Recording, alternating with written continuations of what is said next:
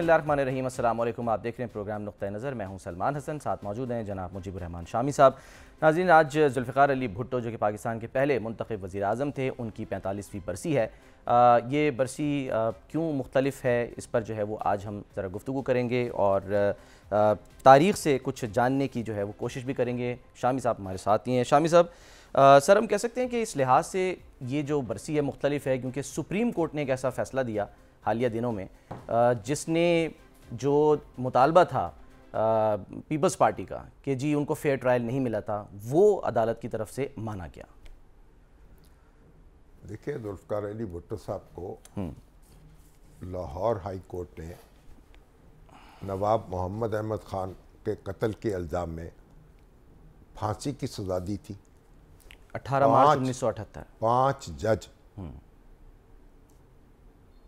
Bench میں شریک تھے اور 5 نے متفقہ طور پر انہیں سزا سنائی۔ جسٹس مولوی مشتاق حسین اس کی سربراہی کر رہے تھے، اس کے خلاف اپیل ہوئی تو جسٹس انوار الحق جو تھے اس وقت چیف جسٹس تھے سپریم کورٹ کے 7 رکنی بینچ نے، یعنی 7 ججوں نے، میں اس وقت سپریم کورٹ 7 ججوں ہی پر مشتمل تھا، جی 4-3 سے فیصلہ سنایا۔ 4 نے ان کو اپیل کو مسترد کر دیا، ان کو پھانسی کی سزا کا مستحق گردانا برقرار رکھا، اور 3 ججوں نے کہا کہ ان کو معاف کر دیا جائے، یعنی بری کر دیا جائے، صحیح، شک کا فائدہ دے کے۔ اس طریقے سے لیکن پھر جو ایک نظر ثانی کی درخواست دائر ہوئی جسے متفقہ طور پر ججوں نے مسترد کر دیا، اس کے بعد پھر معاملہ جنرل ضیاء الحق کے پاس گیا۔ رحم کی اپیل، وہ رحم کی اپیل ان کو دائر کی گئی اور انہوں نے اسے شرف قبول نہیں بخشا اور ذوالفقار علی بھٹو صاحب کو 4 اپریل 1989 کو تختہ اعدار پر لٹکا دیا گیا۔ اب پیپلز پارٹی جو ہے اور بھٹو صاحب کے جو مدعا ہے وہ اس کو جوڈیشل مرڈر قرار دیتے ہیں۔ جی، ان کا خیال ہے ان کے ساتھ ناانصافی ہوئی۔ جب آصف علی زرداری صاحب گزشتہ بار صدر بنے تو انہوں نے ایک ریفرنس بھیجا سپریم کورٹ میں کہ جو عدالتی فیصلہ ہے بھٹو صاحب کے خلاف اس پر نظر ثانی کی جائے اور بھٹو صاحب کے ساتھ جو ناانصافی ہے اس کا ازالہ کیا جائے۔ تو وہ درخواست ان کی پڑی رہی اور اس کی سماعت باقاعدہ نہیں ہو سکی۔ 11-12 سال کئی چیف جسٹس تبدیل ہوئے۔ قاضی فائز عیسیٰ صاحب جب چیف جسٹس بنے تو انہوں نے پھر پرانی درخواستیں جو تھیں وہ بھی ان کی سماعت شروع کی اور 9 جج جو ہیں سپریم کورٹ کے ان کا بینچ بنایا گیا اور اس بینچ نے یہ قرار دیا کہ دستور کے تحت جو بھٹو صاحب کے بنیادی حقوق تھے ان کا خیال نہیں رکھا گیا اور ان کے انصاف کے تقاضے پورے نہیں کیے گئے اس ٹرائل میں، فیئر ٹرائل نہیں ملا انہیں۔ یعنی اب انہوں نے یہ ایک، لیکن وہ سزا جو ہے اس میں تو نظر ثانی وہ کر نہیں سکتے تھے، انہوں نے ایک اپنی رائے کا اظہار کر دیا اور اس کے بعد تفصیلی فیصلہ جو ہے ابھی آیا نہیں ہے جس میں وجوہات بیان کی جائیں گی۔ بالکل، جب وہ سامنے آئے گا تو پھر ہم زیادہ بحث کر سکیں گے اس پہ۔ اب بھٹو صاحب کا جو مقدمہ ہے، دیکھیں، ایک ان کے پارٹی کے رہنما تھے احمد رضا قصوری صاحب، صحیح، پیپلز پارٹی کے بڑے منہ زور اور دبنگ قسم کے بڑے اچھے مقرر، گورنمنٹ کالج لاہور میں بڑی ان کی دھوم تھی اور قصور کے رہنے والے تھے احمد رضا قصوری۔ تو جب پیپلز پارٹی بھٹو صاحب نے بنائی تو وہ بھی اس میں شامل ہو گئے، نوجوان تھے اور قصور سے ان کا تعلق تھا۔ یہ بھی کہتے ہیں کہ جو نعرہ تھا یہ روٹی کپڑا اور مکان کا، ان کا کہنا یہ ہے کہ جو بلے شاہ کا ہے نا ایک کلام مصرع ہے، جی جلی اور گلی، روٹی کپڑا اور مکان کا نعرہ جو ہے بھٹو صاحب نے اس بلے شاہ کے ایک مصرے سے لیا ہے کہ روٹی اور کپڑا اور مکان یہ انسان کی بنیادی ضروریات ہیں جو ان کو ملنی چاہیے. ان گلی، جلی اور کیا کہنا چاہیے، تین لفظ، ہاں 3 الفاظ تھے، آپ سے کہہ رہے ہیں، کوئی نہیں 3 الفاظ تھے وہ اب میرے ذہن سے نکل رہے ہیں. ہاں روٹی کپڑا اور مکان، یعنی وہاں سے لیا انہوں نے نعرہ ان کے کہتے ہیں ان کا. اب قصوری صاحب جو تھے وہ انہوں نے 1970 میں پیپلز پارٹی کے ٹکٹ پہ الیکشن لڑا، صحیح، اب بھی باقاعدہ حیات ہیں ماشاءاللہ. اور بھٹو صاحب وہ بھی ایک بڑے بلند دبنگ مقرر تھے اور بڑا ان کو بھی اپنا ایک اپنے اوپر بڑا ناز تھا اور بڑی اچھی انگریزی بولتے تھے اور بھٹو صاحب کے سامنے کھڑے ہو جاتے تھے. اور جب انہوں نے 1970 کے انتخابات کے بعد فیصلہ کیا کہ وہ قومی اسمبلی کے اجلاس کا بائیکاٹ کریں گے اور وہاں نہیں جائیں گے ڈھاکہ میں، تو احمد رضا قصوری ڈھاکہ پہنچ گئے. جی، انہوں نے ان کو وائلیٹ کیا، یہیں سے بنیاد پڑی اور ان کے درمیان اختلافات ہوئے. بڑی ایک لمبی کہانی ہے. ان کو ایف ایس ایف کی طرف سے ان پر بار بار حملے ہوتے رہے. احمد رضا قصوری صاحب کہتے ہیں کہ بھٹو صاحب ان کے در پر رہے، پھر انہوں نے پارٹی چھوڑی. محمود علی قصوری صاحب جو بھٹو صاحب کے بڑے سینئر وائس چیئرمین تھے پیپلز پارٹی کی، انہوں نے بھی پارٹی چھوڑی، انہوں نے بھی چھوڑی. پھر آزاد امیدوار کے طور پر، آزاد رکن کے طور پر اسمبلی میں رہے اور 1973 کا دستور جو ہے اس میں بھی دستخط نہیں کیا احمد رضا قصوری نے، اس کی مخالفت کرتے رہے. تو بہرحال احمد رضا قصوری صاحب کا کہنا یہ تھا کہ ان پر جو حملے ہوئے ہیں کئی قاتلانہ، ان کے پیچھے بھٹو صاحب ہیں اور وہ ان کا خاتمہ چاہتے ہیں. ایف ایس ایف کو انہوں نے حکم دے رکھا ہے. تو لاہور میں وہ ایک تقریب سے آ رہے تھے اپنے والد صاحب کے ساتھ، شادمان سے، اور شادمان میں تھے کہ ان پر فائرنگ ہوئی. وہ گولی ان کے والد کو لگی، وہ بچ گئے، والد کا انتقال ہوا اور اسی وقت انہوں نے بھٹو صاحب کے خلاف ایف آئی آر درج کرا دی اور ان کو اپنا ملزم نامزد کر دیا. اب وہ لمبی کہانی ہے. وہ اس پہ ایک ٹریبیونل بنا، ہونا تو چاہیے تھا، تفتیش مکمل ہوتی، مقدمہ چالان ہوتا یا خارج ہوتا، بالکل، اور لیکن وہ لٹکا رہا معاملہ. جب ضیاء الحق اقتدار میں آئے پھر ایسا ہوا کہ احمد رضا قصوری صاحب نے بیچ میں ذوالفقار علی بھٹو سے صلح کر لی، واپسی پیپلز پارٹی میں دوبارہ شامل ہو گئے. صحیح، ٹھیک ہے. نصرت بھٹو صاحبہ کے ہاں وہ بھی ان کے گھر گئیں اور وہ ایک اچھا. اب وہ احمد رضا قصوری کا کہنا یہ ہے کہ مجھے جان کا خوف تھا اس لیے میں نے یہ تقیہ کر لیا، اچھا، اور اپنی جان بچانے کے لیے میں نے دوبارہ بھٹو صاحب کے ساتھ معاملہ کر لیا، کمپرومائز کر لیا. ان کے مخالف جو ہیں وہ کہتے ہیں کہ نہیں، اس پر تنقید کرتے ہیں. اور اب جب بھٹو صاحب کا دور ختم ہوا، ماشاء اللہ آ گیا، تو انہوں نے ایک ڈسٹرکٹ سیشن جج کی عدالت میں استغاثہ دائر کر دیا کہ میرے مقدمے کی سماعت کی جائے. اچھا، بھٹو صاحب نے، ہاں احمد قصوری. اچھا، وہ پھر انہوں نے اس کے بعد اس کو لاہور ہائی کورٹ میں درخواست دی کہ ذوالفقار علی بھٹو بہت بارسوخ شخص ہیں، اس لیے ان کی سماعت مقدمے کی لاہور میں ہونی چاہیے. تو پھر ماشاءاللہ جو انتظامیہ تھی اس نے بھی اس مقدمے میں تفتیش شروع کر دی اس کے سامنے، اور اس طریقے سے بھٹو صاحب کے خلاف وہ مقدمہ درج ہو گیا، چالان ہوا اور وہ پھر معاملہ لاہور ہائی کورٹ میں منتقل ہو گیا. میں صرف یہاں پوچھنا چاہتا ہوں، واپسی جب ان کی ہوئی تو وہ نبھا کیوں نہیں سکے، یعنی کہ بات آگے بڑھ کیوں نہیں سکی، اس کی کیا وجہ بتائی جاتی ہے؟ واپسی ہو گئی تو پھر ان کو میرا خیال ہے وہ ٹکٹ بعد میں ملا نہیں 1970 میں.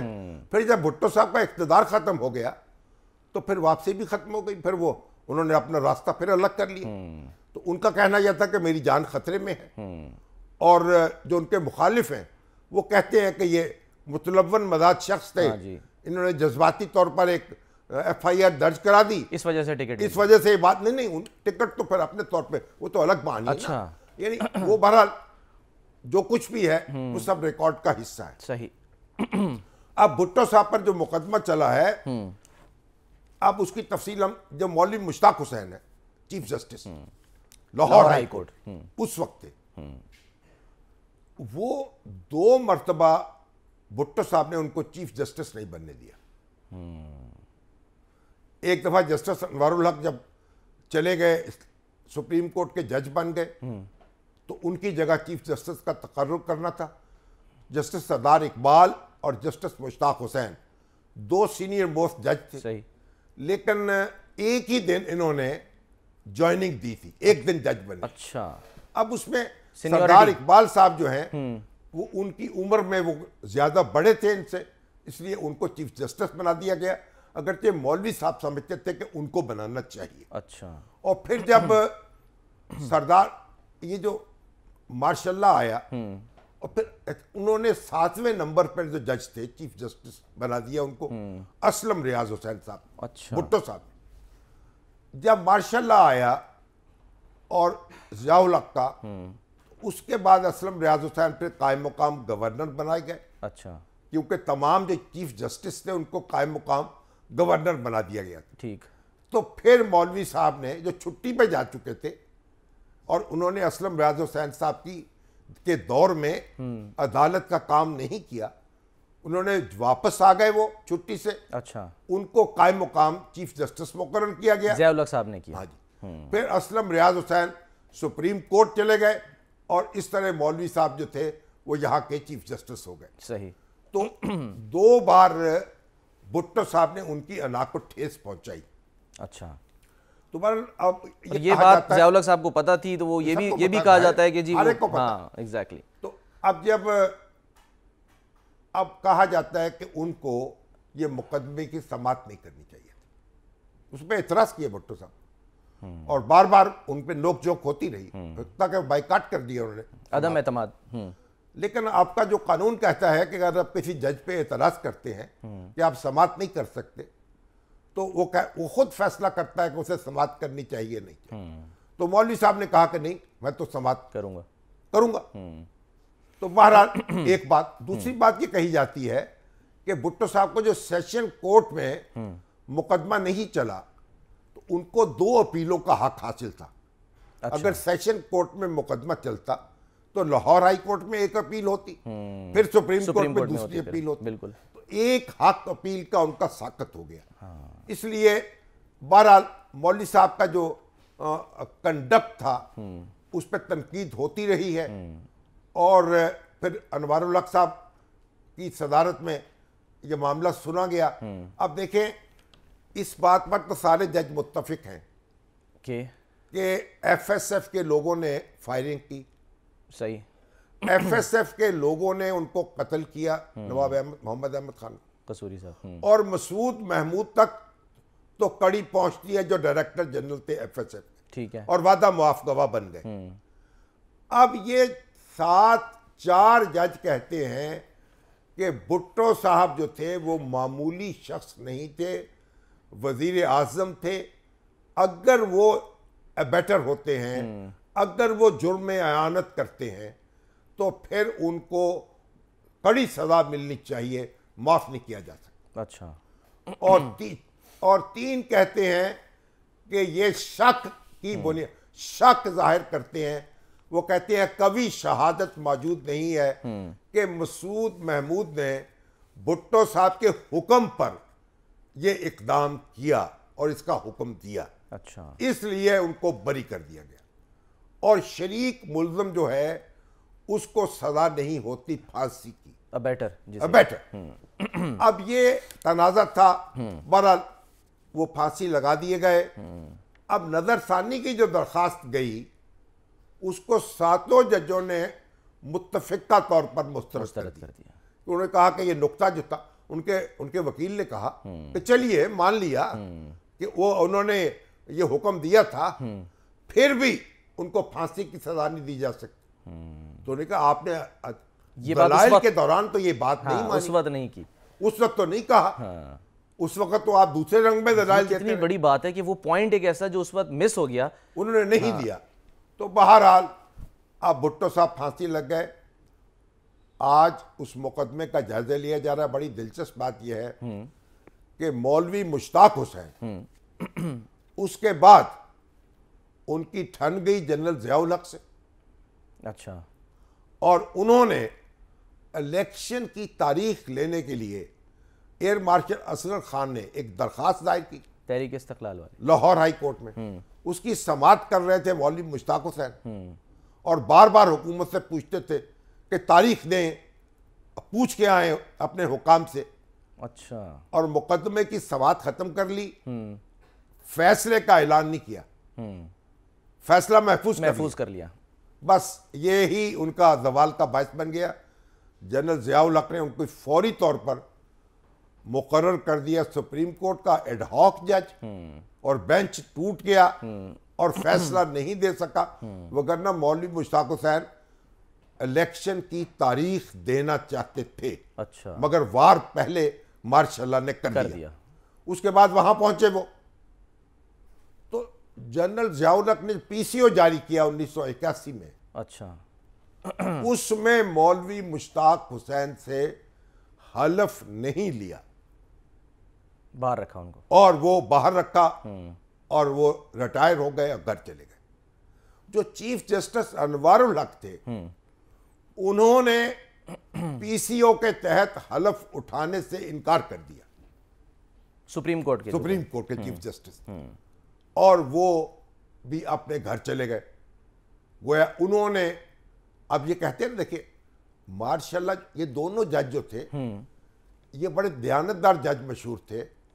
مولوی صاحب اگرچہ ان کی ایک انا اپنی جگہ تھی, اور انوار الحق صاحب بھی بعد میں زندہ رہے, اسی شہر میں پھرتے رہے, لوگوں سے ملتے رہے, اپنا کام کرتے رہے, کسی نے کچھ نہیں کہا, اور وہ اپنے بالکل مطمئن تھے کہ میں نے درست فیصلہ کیا. لیکن سر سیاسی پیپلز پارٹی سے پوچھیں گے تو وہ تو ظاہر ہے.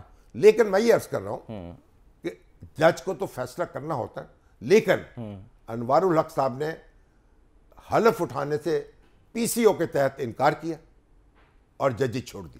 اچھا. اور جو ان کے جو بھٹو صاحب کے حق میں فیصلہ کرنے والے جو جج تھے, جسٹس عبد الحلیم اور جسٹس زوراب پٹیل, انہوں نے بھی انکار کر دیا, وہ ریٹائر ہو گئے. جسٹس حلیم جو تھے انہوں نے پی سی او کے تحت حلف اٹھا لیا, اور جنرل ضیاء الحق نے ان کو چیف جسٹس مقرر کر دیا. اچھا. پھر وہ طویل مدت تک کم و بیش 7 سال وہ چیف جسٹس رہے, جسٹس حلیم, جو بھٹو کے حق میں فیصلہ دیا تھا. اب یہ بھی ایک تاریخ کا حصہ ہے. یہ بھی صحیح بات ہے. تو پر اب دلچسپ بات یہ ہے کہ جب یہ جو ان کے جو ساتھی ملزم تھے نا, ان میں وہ وعدہ معاف گواہ بھی تھے, ان میں وہ سپاہی جنہوں نے ان کو مارا تھا, انہوں نے عدالت میں اقرار کیا اپنے قتل کا کہ ہم نے کیا یہ. ٹھیک ہے. جب انہوں نے, اب اس کے بعد ان کو بھی پھانسی کی سزا مل گئی. بالکل. عدالت نے کہا یہ بھٹو صاحب کے سے ان کا تعلق ثابت نہیں ہوتا, جو اس وقت کے ایک افسر تھے غلام, ان سے تعلق ثابت ہوتا ہے, ایف ایس ایف. ٹھیک ہے. اب ان کو پھانسی پر نہ لٹکایا گیا, سزا اگرچہ موت کی دے دی گئی. اس پر بڑا پھر چہمگوئیاں شروع ہو گئیں. تو جنرل ضیاء الحق سے پھر ہماری ملاقات تھی. اچھا. تو میں نے اس پر ان سے پوچھا کہ آپ ان کو پھانسی کیوں نہیں دے رہے دوسرے ملزموں کو, جو دیگر ملزم ہیں. میری ان سے بڑی وہاں بحث ہوئی, گرما گرم بحث ہوئی. اچھا. اور میں نے ان کو پھر شدید تنقید کا نشانہ بنایا. کیا کہتے ہیں پھر؟ ہماری ملاقات کے چند روز کے بعد پھر دوسرے ملزم جو تھے ان کو بھی پھانسی کی سزا دے دی. اچھا. کتنے تھے ملزم شاہی صاحب وہ جو کچھ؟ 4 تھے. اچھا. بات یہ ہے کہ یہ جو کچھ ہوا اب ہماری تاریخ کا ایک افسوسناک باب ہے. لیکن آپ اس پر ذرا غور کر لیں کہ جب ذوالفقار علی بھٹو صاحب نے اور ان کی جو اپوزیشن تھی, پاکستان قومی اتحاد, نیشنل الائنس, ان میں اتنا تصادم تھا, اتنا بوت تھا اور اتنا جھگڑا تھا کہ ان میں سے کسی نے ان کی رہائی کا مطالبہ نہیں کیا, ان کی تعزیت نہیں کی, اس پر اظہار افسوس نہیں کیا. یہ سبق ہے جو ہمارے سیاست دانوں کو سیکھنا چاہیے کہ آج بھی اس طرح کی پولرائزیشن ہے بالکل عمران خان میں اور ان کے مخالفوں میں. ہاں جی کہ ہم نے سیاست دان جو ہیں وہ ایک دوسرے کو اگر جینے کا حق نہیں دیں گے تو پھر ان کے اوپر کیا کچھ ہوتا رہے گا اور کیا بیتتی رہے گی. آج آپ جو بھی اس میں ٹیکنیکل نقطہ نکال لیں اور بھٹو صاحب کو بری ذمہ قرار دے دیں یا کہہ دیں کہ ان کے ساتھ انصاف کے تقاضے پورے نہیں ہوئے, جب ماشاء اللہ لگے گا تو پھر کیا بنے گا ملک, معاملہ کہاں ہوگا.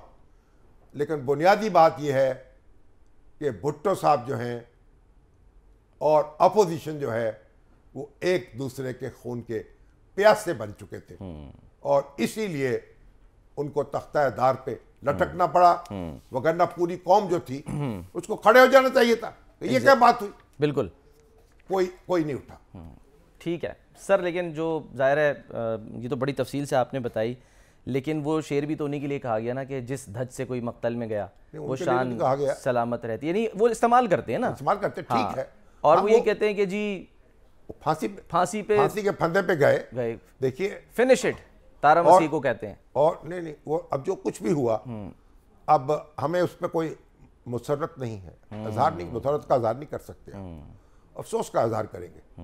لیکن بدقسمتی سے جو ہماری سیاست ہے 1970 کے انتخابات کے بعد جو کچھ ہوا ملک میں, کیا ہوا؟ بھٹو صاحب منورٹی پارٹی کے لیڈر تھے نا, مجیب الرحمان میجورٹی پارٹی کے لیڈر تھے, حق نہیں دیا گیا ان کو, ملک دو لخت ہو گیا. اس طرح ٹکرائے آپس میں اور ماشاء اللہ کے ساتھ مل کے بھٹو صاحب نے کاروائی کی ان کے خلاف, فوجی کاروائی, صحیح, اس کو سپورٹ کیا, ٹھیک, اور پاکستان دو لخت ہو گیا. کتنی شرمناک اور افسوسناک کہانیاں ہیں ہماری, اور کس طریقے سے ہم نے اپنے ملک کو تاراج کیا ہے. تو یہ ہماری تاریخ کے, اور ہم سبق سیکھنے کو تیار نہیں ہیں. آج بھی ہمارے سیاست دان جو ہیں وہ ایک دوسرے کا گلا کاٹنے پہ لگے ہیں, ایک دوسرے کا گلا پکڑنے پہ لگے ہیں. آج بھی یہ غور نہیں کر رہے کہ بھائی یہ ایک دوسرے کو لوگوں کا حق تسلیم کریں, جس کو چاہیں وہ حکومت دیں, جس کو چاہیں اس سے حکومت چھین لیں. بعد میں پچھتانے سے بہتر. سر ایک بریک لے لیتے ہیں, بریک کے بعد جو ہم واپس آتے ہیں. ناظرین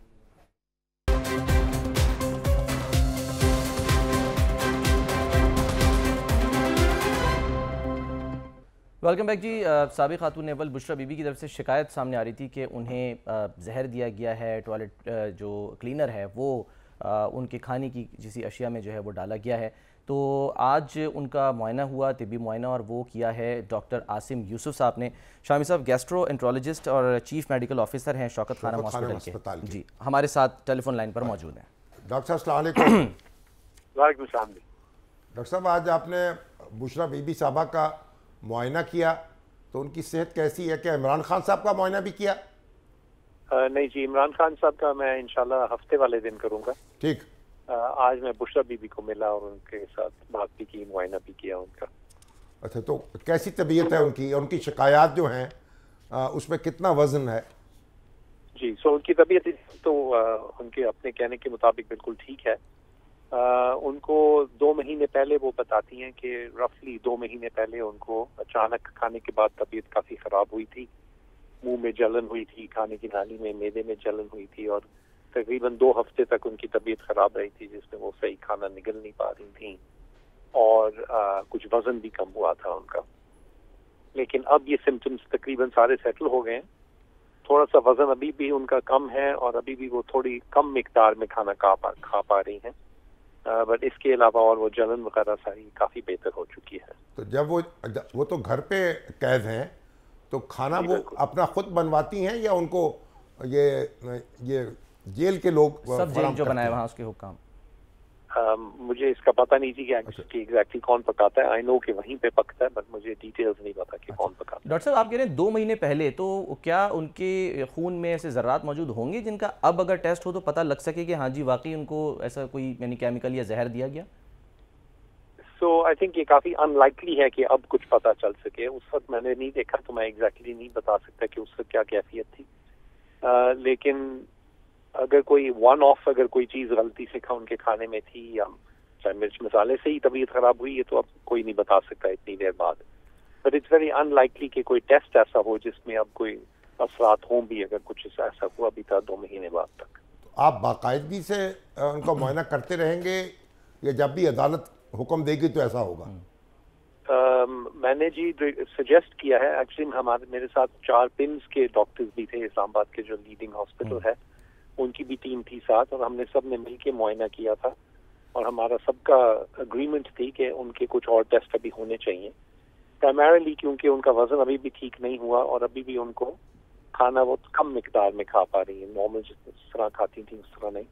तो मैंने सजेस्ट किया है कि कुछ उनके ब्लड टेस्ट होने चाहिए और एक उनकी गैस्ट्रोस्कोपी या एंडोस्कोपी होनी चाहिए, जो कि एक मुआयना है जिसमें मुंह के जरिए कैमरा डाल के खाने की नाली का, मैदे का मुआयना करते हैं। तो आई थिंक वो जरूरी है। उसके बाद फिर डिसाइड होगा कि फॉलो अप की जरूरत है या नहीं और कोई इलाज की जरूरत है या नहीं। तो अस्पताल मुंतकिल करने की जरूरत है उनको या घर पे ही रहेंगी? नहीं, घर पे ही रहेंगी। इस टेस्ट के लिए हॉस्पिटल जाना पड़ेगा, बट ये डे केस प्रोसीजर होता है, 2-3 घंटे के लिए हॉस्पिटल जाना पड़ेगा और फिर घर वापस बनीगाला आ जाएंगे। अब हम इंतजामिया के ऊपर डिपेंडेंट हैं ऑफिसी के, वो एग्री करते हैं या नहीं कि वो ऑर्गेनाइज करने की इजाजत देंगे या नहीं। इमरान खान साहब का जो मुआयना है वो उसके बाद ये भी आपको बता दिया गया है कि आपने करना है?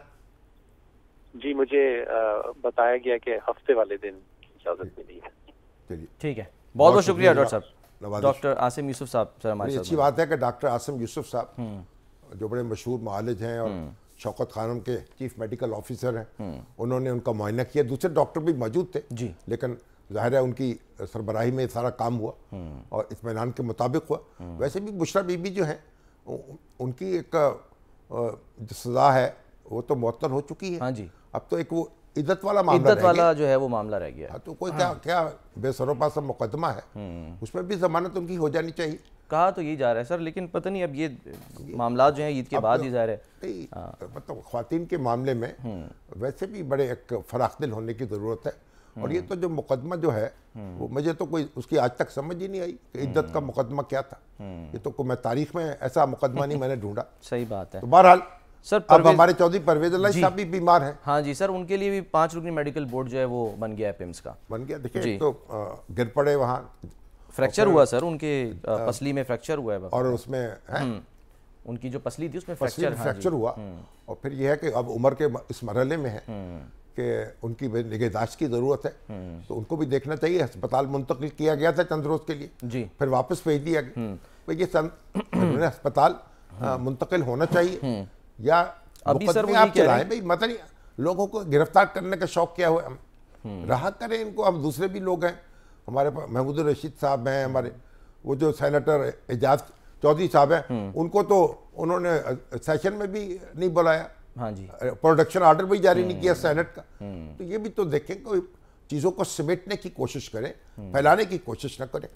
और एक बात मैं आपको बताऊँ, कि हमारे दोस्त हैं अखबार नवीस जब्बार चौधरी साहब जी, उन्होंने एक कॉलम लिखा है रोजनामा खबरें में। अच्छा, तो उन्होंने बड़ी अच्छी तजवीज़ पेश की है कि भाई जो अब जजों को शिकायत पैदा हो रही है ना, उन्होंने कहा जिस तरह से क्रिकेट काउंसिल जो है, इंटरनेशनल क्रिकेट काउंसिल ने, आईसीसी ने जब ये शिकायतें पैदा हुई ना कि वो सट्टेबाज और जुए वाले राब्ते कर रहे हैं, तो कानून बनाया था खिलाड़ियों से, तो उन्होंने कानून बनाया, बताना लाजमी कर दिया, फिर हाँ मॉनिटरिंग का बंदोबस्त किया और सजाएं भी दी और एहतमाम किया। उन्हें कहा उसी तरीके की कार्रवाई होनी चाहिए। कोई सुप्रीम कोर्ट में एक सेल कायम कर दिया जाए, जब भी कोई किसी जज से राब्ता करे, सिविल जज हो, सेशन जज हो या हाई कोर्ट का जज हो, फौरी तौर पर वो जज रिपोर्ट करे, उसको ना करे तो फिर उसके खिलाफ कार्रवाई हो। तो उन्होंने कहा उसको मद्देनजर रखते हुए वो बड़ा मौसर निजाम वज़ा किया है आईसीसी ने। तो सुप्रीम कोर्ट ऑफ पाकिस्तान जो है, उमर अकमल जो है ना, उनको इस पर जो है ना वो जुर्माना हुआ था, सजा, उसकी वजह यही थी कि उनको अप्रोच किया गया लेकिन उन्होंने बताया नहीं उस वक्त, बाद में बताया। हमें लगना होगा ना, तो अब ये तजवीज़ उनको चाहिए कि बाकायदा एक दरखास्त की शक्ल में सुप्रीम कोर्ट के सामने भी पेश कर दे या कोई वकील पेश कर दे। बड़ी अच्छी तजवीज़ उन्होंने दी है, उस पर गौर करना चाहिए। दूसरे लोगों को भी तजावीज़ देनी चाहिए कि ये जो वबा चली है, इसका रोकथाम, इसकी वैक्सीन क्या है, इसको कैसे रोकना है, और प्रिवेंटिव तदारुक कैसे करना, प्रिवेंटिव वैक्सीन भी तो होगी, वो भी लगानी है। और उसके बाद अगर हमला हो जाए तो फिर भी उसका सद्देबाप करना है। तो ये सारे लोगों को, वकला हजरात को, उनकी एसोसिएशंस को और सियासी जमातों को इस पे गौर करना चाहिए।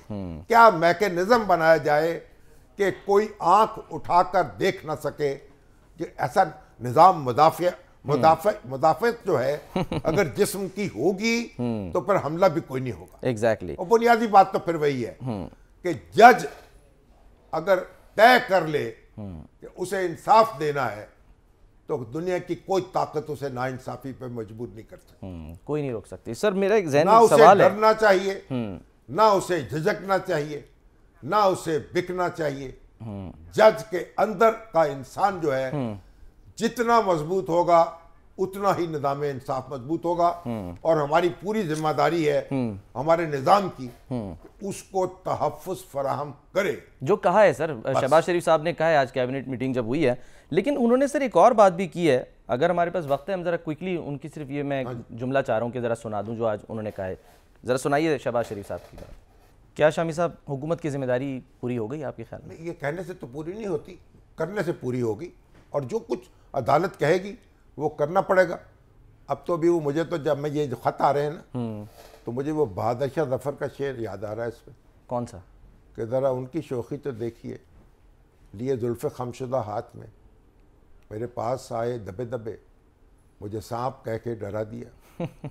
कोई रेशम बन रहा है, कोई गुलशाद है, कोई नौशाद बना है, कब बन रहा है? गुलशाद बन रहा है, ये बन रही है, पता नहीं। मेरे पास आए दबे दबे, मुझे सांप कह के डरा दिया। बहरहाल इनकी सरगोबी होगी तो उनको भी पता चलेगा। चलें, अल्लाह करे सर। एक ब्रेक लेते हैं, ब्रेक के बाद वापस आते हैं।